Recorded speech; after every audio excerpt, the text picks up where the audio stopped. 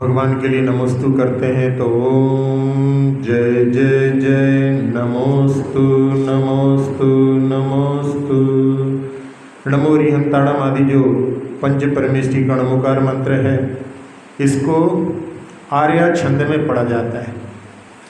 छंद में जैसे पढ़ते हैं, जैसे गाथा पढ़ते हैं, तो गाथा में जैसे जीवम जीवंतवम जिणवर वसहेण जेणने दिठम देविंद विंद वंदम वंदे तन सबदा सिरसा। तो ऐसे पढ़ेंगे तो इसमें नमो अरिहंताणम नमो सिद्धाणम नमो आर्याणम नमो अज्जायाणम नमो लोय सौवसाहुणम। तो इस प्रकार से पढ़ने से आर्य छंद में जो सही इसका पाठ होता है, क्योंकि ये कहाँ लिखा है, सबसे पहले षटखंडागम में आचार्य पुष्पदंत दूधवली ने जो मंगलाचरण लिखा है उसमें इसको लिखा है। पहली बार लिपिबद्ध उन्होंने किया था। वैसे तो ये अनादि निधन मंत्र है और इसको इस लय में पढ़ने का, या कोई भी लय हो जिस लय में पूरा इसका सही उच्चारण होता हो तो उसमें पढ़ने में बाधा नहीं। जैसे एक पढ़ते हैं उसमें नमो अरिहंताणम नमो सिद्धाणम नमो आयरियाणम नमो अज्जायाणम नमो लोय सौवसाहुणम। परफेक्ट है, कोई दिक्कत नहीं है इसमें।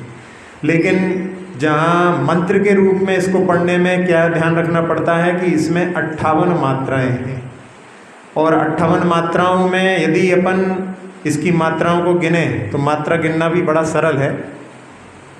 णा की 1, मू की 2, तो कितनी हो गई 3। फिर आ की 1, री की 1, हम की 2, ता की 2, णा की 2, तो 6 और 2 8 और 3 11 हो गई। फिर नमो में फिर 3, सिद्ध में 2, धा में 2, णम में 2, तो 6 और 3 9, तो 11 और 9 20 हो गए। फिर नमो की 3, फिर आ की 2, या की 1, री की 1, या की 2, णम की 2, तो 2 3 6 और 2 8 और 3 11, तो कितने हो गए 31। फिर नमो में 3, फिर उव में 1, वज में 2, झा में 2, या में 2, णम में 2, तो यहाँ पे 8 और 1 9 और 3 12, तो कितने हो गए 31 और 12 43। और 43 के बाद में नमो में 3, लोहे में 3, तो 43 और 6 49। 49 के बाद में सौ में 2, वा में 1, सा में 2, हु में 2, णम में 2, तो 2 2 4 2 6 और 2 8 और 1 9, कितने हो गए 49 और 9 58। तो 58 मात्राएं होती हैं इसमें। तो इसमें क्या हमने गिना, देखो लोहे का जो ए है उसको एक मात्रिक गिना है। वैसे जो संस्कृत में संधि अक्षराणी नित्य दीर्घाणी, संधि अक्षर जितने भी होते हैं वो दीर्घ होते हैं, लेकिन प्राकृत में जो संधि अक्षर हैं, संधि अक्षर यानी आ और ई मिलकर के ए बनता है, लेकिन यहाँ प्राकृत में ये लघु भी होता है। तो यहाँ पर क्या है, लोहे में लोहे को आप खींच नहीं सकते, यानी वो लघु है। दीर्घ में जो है बड़ा होता है और प्लुत में तो और बड़ा हो जाता है। जैसे मंत्र के रूप में यदि अपन इसको पढ़ेंगे तो इसमें जो है अपने को लोहे में ध्यान रखना है कि जल्दी से उसका उच्चारण हो।